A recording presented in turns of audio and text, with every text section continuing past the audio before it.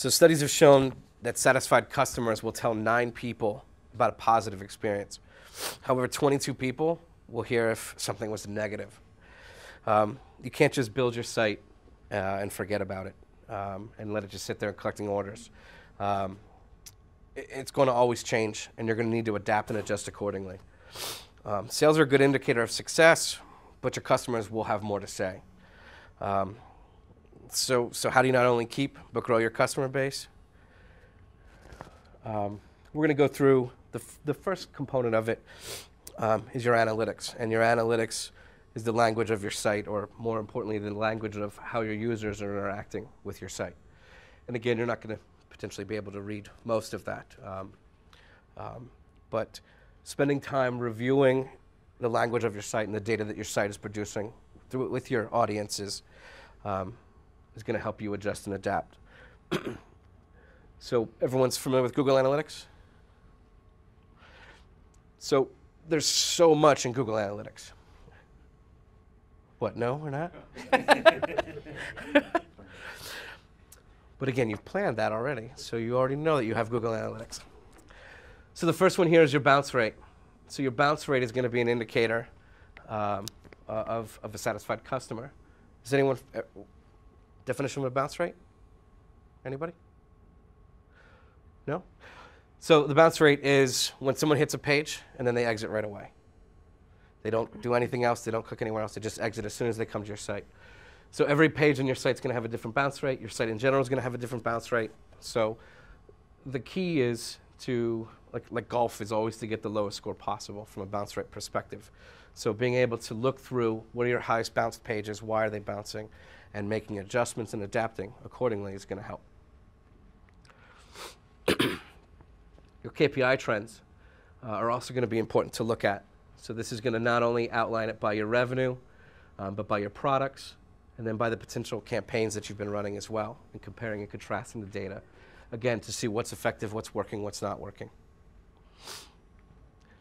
Your heat map integration is going to show you where your customers are going when they're on your site or on your pages.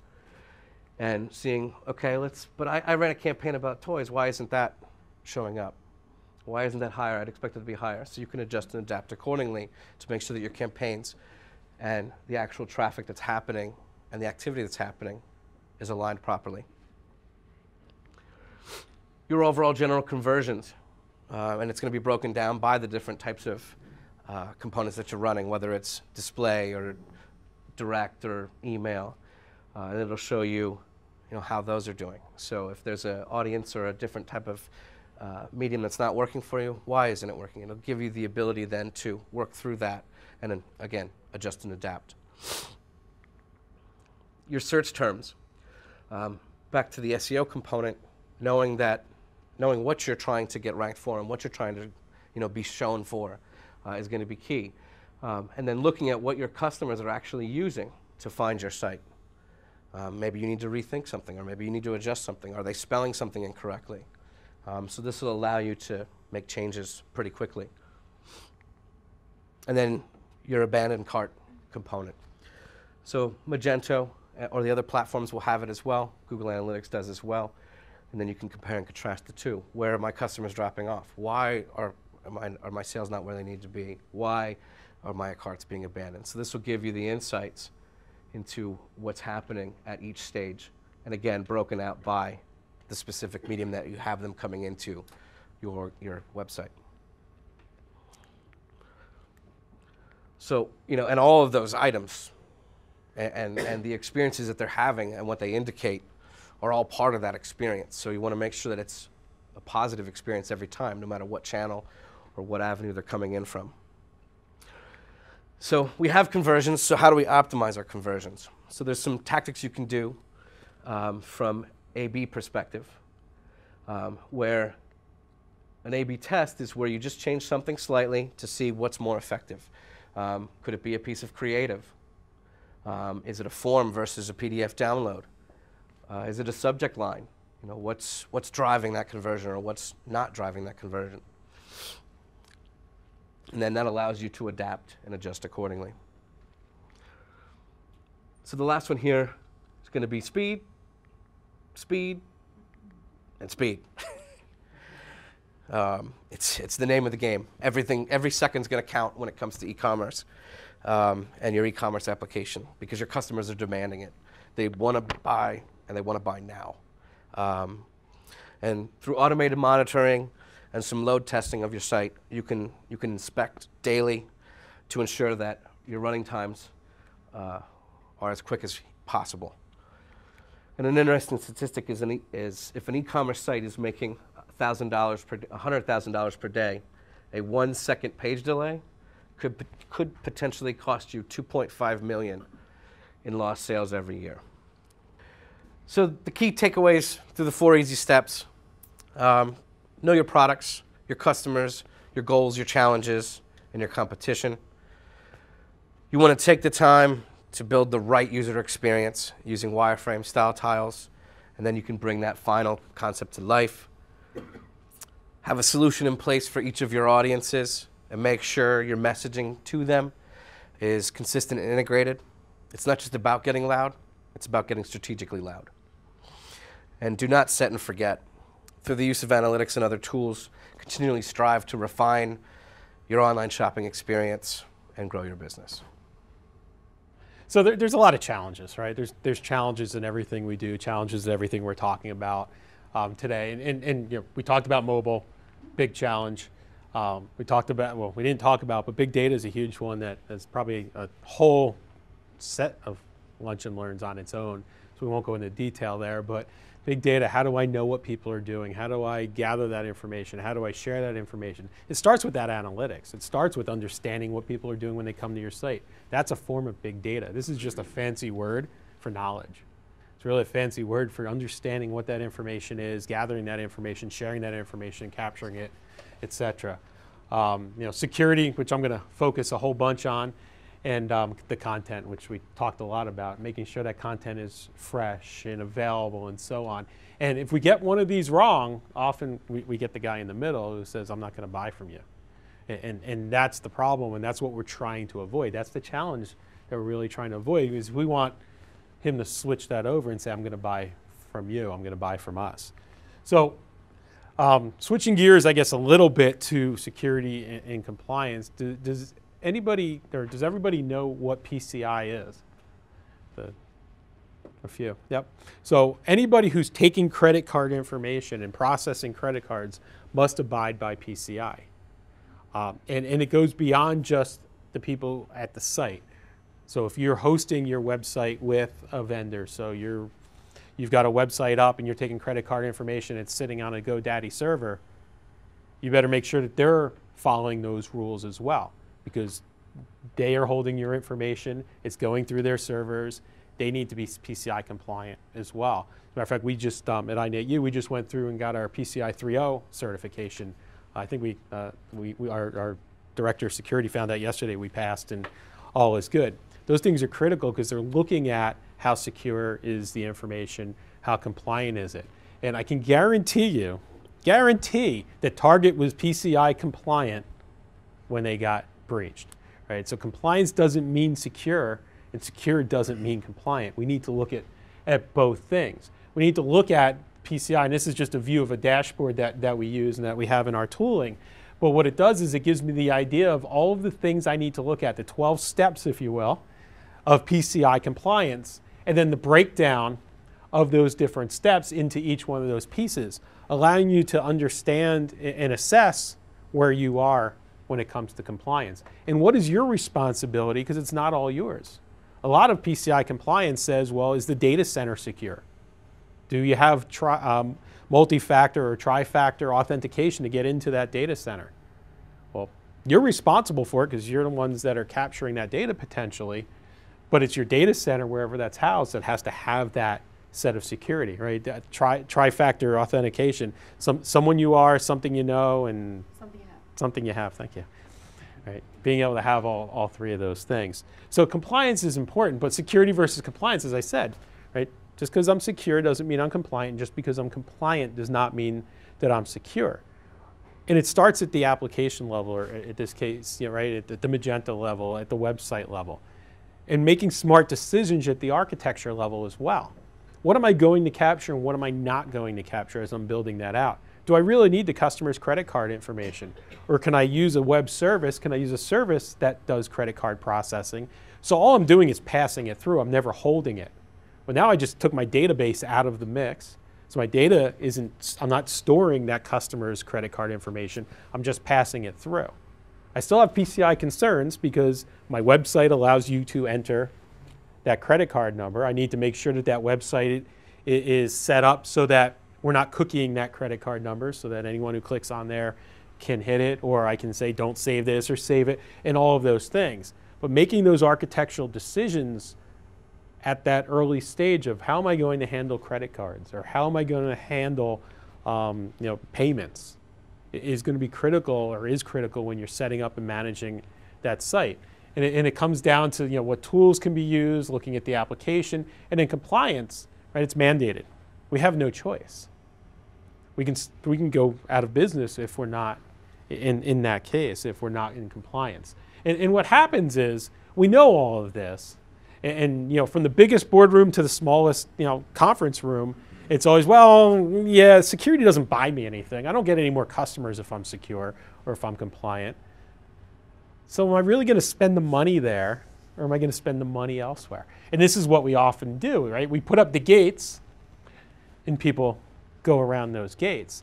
I lived up in Massachusetts when the TJ Maxx, right, TJX as the company is, when that breach happened. And that's exactly what was going on there. Their board made some decisions and said, we're not going to spend more than we have to. We're going to hit that compliance. We know we have to be PCI compliant, so we're going to make sure we're compliant, but that's kind of about the level we're going to hit. And we should be okay. We're not going to get sued. We're not going to get credit card transactions taken away from us. We're okay. And then what happened? They put up those gates, and people went around those gates. And once they went around those gates, now all of a sudden they were in the news. Everybody knew about them. Their stock went like that. And that's what happens. So we need to think about security as well as compliance, not minimize security.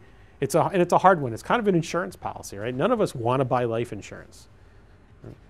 I didn't want to buy life insurance, but we do.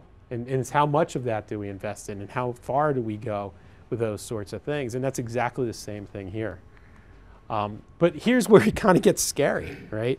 So this is a little bit old data, but it hasn't really changed.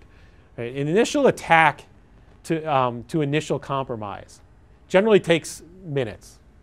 To be attacked takes minutes. The compromise to stealing the data often also takes minutes. Initial compromise to discovery, weeks to months.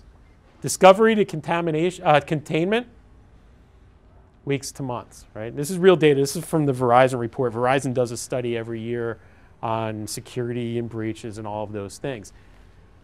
That's scary data, right? If you look at, there's a credit card processor down in Princeton called Heartland. I don't know if have you heard of the Heartland breach? There's an awesome article in, of all places, Rolling Stone magazine about the guys who did the breach, and it's like the rock stars of hacking or something like that, because these guys were living this lavish lifestyle, and what happened was there was a guy down in Florida and a guy in Eastern Europe, and they decided they were going to go and hack into Heartland. Heartland processes credit cards over and over and over and over and over again. And these two guys said, well, we're going to figure out how to get in there. We're going to steal all this credit card information and sell it on the black market. We're going to create credit cards and sell them on the black market.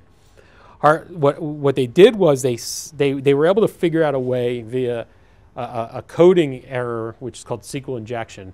They were able to get into the database. They were able to figure out admin privileges to the database. Once they got in, they created two tables in that production database server, right, that captured information about customers.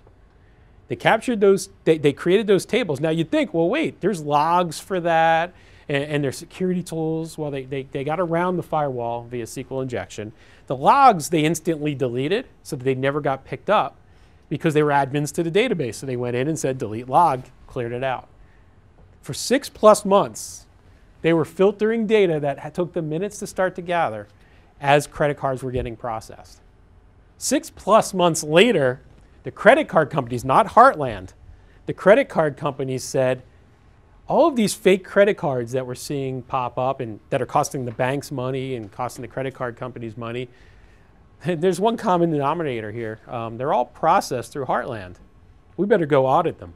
So they audited them, found those 2 tables in the database, traced it all back, and they tell the story now in Rolling Stone magazine. But this is the problem. This is why we can't take this lightly. We need to think about these things in the architecture, right, in the planning stages. As we're building out what our sites look like, how are we going to handle credit cards? How are we going to handle personally identifiable information? You'll hear the term PII. Right? If you're doing healthcare, then you have HIPAA and PHI, personal health information as well, and all of those other things.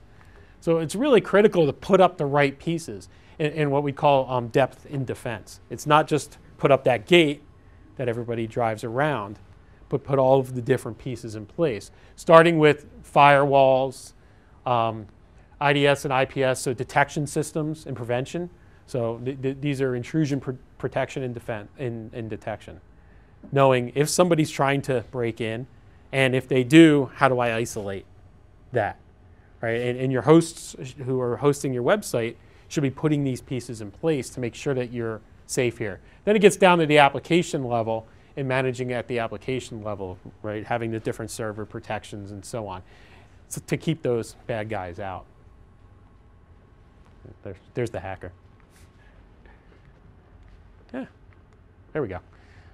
So there's lots of different types of attacks that can happen, and the problem is they can happen at different levels. So we see this a lot, for example, people doing DDoS attacks. And often what they're doing is they're just banging on the database, banging on it, banging on the application, banging on the website, just flooding it, trying to get it to be compromised, and then find a hole in. You can see there's all kinds of things. The SQL injection one that I talked about, those guys went right in through the web server. They figured out a way through the web application to get into their application and do bad things. And then, of course, there's privileged users. There's one of the biggest things, and it says it in the PCI spec, make sure you remove all default passwords. I can guarantee you, if you walked around this office complex and you went into these buildings, you'd find a whole lot of default passwords still in there for admin privileges. So let's run vulnerability tests. Let's run pen tests or penetration tests and see if people can get into those systems. Let's run code tests, and we can run tests on vulnerabilities in the application, vulnerabilities in the infrastructure, vulnerabilities in the processes, and so on, to make sure that everything is secure. And it's going to be critical, right? It's critical to your site. I think every business today is accepting personal data and certainly credit card data. What is this response plan? And put that response plan in place. So if you are hacked, what are you going to do? How are you going to handle it? And be sure you're prepared for it, because it's not a question of whether or not you'll have a loss. It's really just a matter of when. In many cases, it's going to happen, right? I mean, we see the biggest companies that are spending billions of dollars on it. And when I look at PCI, it is one of the most strict security standards out there. It's really the only one that I've seen that defines what you really should do. If you look at healthcare and HIPAA is pretty high level. It's, well, you should do this. Well, you can do that, but it doesn't go into really detail about what that is. PCI goes into deep detail about firewall configurations, all of those things. I met with Chief Security Officer for 3M and talking about security with him, and he doesn't worry about credit cards. He's not processing that sort of thing, but what he does is he follows the PCI spec for his security, because it's as detailed as you're going to find from the standpoint of what I need to do to protect and secure information. So a couple of takeaways. Security and compliance, go big or go home, right? We've got to worry about these things. We've got to protect it, but secure doesn't mean we're compliant, and compliant doesn't mean that we're secure, right? One doesn't mean the other. I can pass all of my audits. We've all gone through things like that, whether it's a security audit or something else. It's easy to pass the audit. Doesn't mean that I'm actually doing all the things that I have to do. When you're thinking about compliance, compliance is about do what you say, say what you do what you say, and prove it. That's compliance. So say what I do, put a process in place, document that process, make sure you have it. Do what I say, follow that process and prove it, have the documentation. We use the dashboard for that. The auditability, so when the auditor comes in or something bad happens, I can say, look, here's how I'm doing it. I can prove to you that I'm doing it. We go through this a lot when we go through PCI audits, for example. And security and compliance are no longer options, right? This kind of ties to the first one. They're mandatory. It's going to happen. We need to be prepared for it and so on. All right, thank you. Cool. Appreciate it. I know Thanks, we went guys. a little long. Appreciate everybody.